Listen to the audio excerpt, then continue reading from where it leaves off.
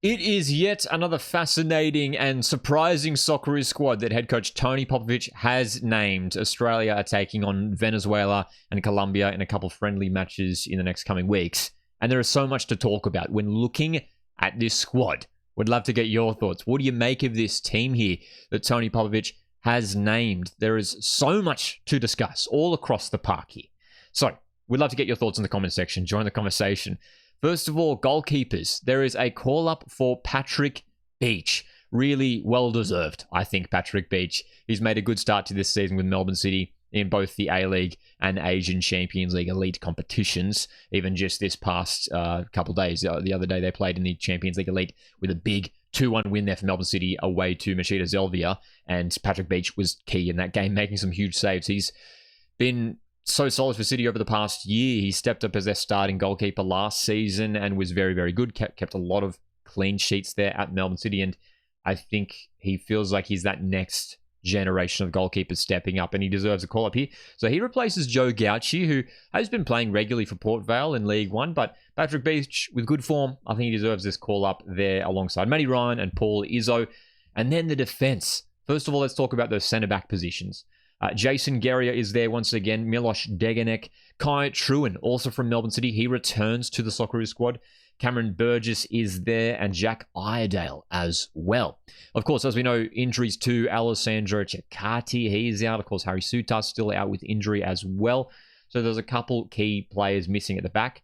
Interestingly enough, no Hayden Matthews, which is a real surprise. I was heading into this window, I was like, my thought process was this is a huge opportunity for Hayden Matthews to step up and maybe get a start here for the Socceroos with that injury to Cecchati. And I thought maybe this is his chance. He hasn't even been named in the squad despite playing a couple games recently for Portsmouth. He hasn't got too many minutes this season for Portsmouth, but he recently started a game, which is great to see for Hayden Matthews with that limited game time over there. But I'm just surprised to see him not included in this squad, given that injury to Cecchati. But great to see Kai Truen back. He's been in great form as well to start the season for City. And interesting to note, Kai Truen has, more often than not this season so far, been playing as a defensive midfielder for Melbourne City. Like comfortable dropping into that back line as well. So provides that versatility as well, Kai Truen. And again, another younger option there in the back line. The wing-back positions. Interesting things to talk about here. So Lewis Miller and Kai Rolls are there. I put Kai Rolls in that left wing-back role because we have seen him play that position for the Socceroos of late. But James Overy and Callum Elder have been included. If you guys have been watching this channel, you know I've been talking about Callum Elder for a little while now, and a well-deserved call-up as well. I mean, he's playing regularly at Derby County, putting in some solid performances as well by the looks of things. So he deserves his call-up. Of course, Geordie Boss currently out with injury, which is a little bit concerning, but Callum Elder gets his chance there, and you'd imagine he'll be contesting with Kai Rolls for that starting left wing-back position. James Overy is a surprise call-up, but a welcome one.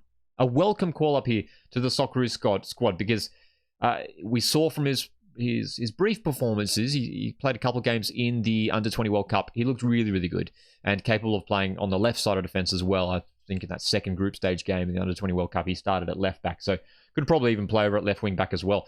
But really exciting. I mean, he's on the books at Manchester United. He's a player with a lot of potential, James Overy, and he's been given a chance here. Of course, Jacob Italiano, I believe, is still out with injury as well. So a number of injuries sort of across that back line for the Socceroos has maybe allowed some opportunities for these players. But the players coming in deserve those opportunities, it should be said as well. So really interesting sort of defensive combinations there. Excited to see how exactly we line up. A lot of sort of versatility across that back line, that's for sure. In the midfield positions, Aidan O'Neill is there. Cammy Devlin there once again. Jackson Irvine returning to the Socceroos squad. Just getting a little bit of minutes here and there off the bench for St. Pauli after returning from a long spell on the sidelines with injury. But great to see him there. Max Ballard is there. And Paul Ocon-Engsler of Sydney FC has been included in the squad as well. Ocon-Engsler, of course, a key player for the young Socceroos in the past year or so. And he was probably Australia's best player at the Under-20 World Cup and has made a great start to the season with Sydney FC. Started all their games so far in the A-League, and I'm happy with that call-up here. Again, is sort of that next generation, that younger group of players coming through. So I like that Tony Popovic has included some of that younger group of players from that young Socceroos squad here. So Ocon Engsler, huge opportunity for him. Hopefully he does get some game time in these games because he is a top player. He really is. And he could be a regular in the Socceroos squads for many years going forward. And then the attacking positions. So much to talk about here as well. So Metcalf, first of all, on that right-hand side, sort of more number 10s. I call them right wing, left wing, but the sort of players more central, sort of number 10s, like attacking midfielders. But Connor Metcalf there. Martin Boyle, Craig Goodwin returns. Not particularly surprising. Craig Goodwin, back in action for Adelaide United. Such an experienced player when it comes to the Socceroos, so I think he has to be there. Iran Kunda is there once again. Riley McGree returns for the Socceroos after just recently returning to action for Middlesbrough. Again, a long spell out with injury. He's just recently returned to action. But we know the quality that Riley McGree possesses. And then Al Hassan Toure. What a surprise. And again, a welcome surprise. Al Hassan Toure, a talented player, and he's coming off scoring a hat-trick just this past weekend in the A-League. But I'll be honest, I didn't expect to see it. There's so much competition for places in these attacking positions. Al Hassan Toure earning this call-up. And of course, alongside his brother, which is great to see, Mo Toure, who has been included in the squad once again. The other strikers there. Nick D'Agostino maintains his place in the squad. And that is Denny Juric, who has been called up to the Socceroos as well. Huge moment for Denny Juric, 28 years of age. He's been playing pretty regularly over in Poland at his club there. Scored a couple goals so far this season, Denny Juric. So great opportunity for him as well. But yeah, really fascinating squad, man. Al Hassan Toure, he's been playing off that left-hand side for Sydney FC so far this season. He can play as a striker, as we know as well. So, of course, all these players not necessarily set to these positions. Very, very versatile all across the park.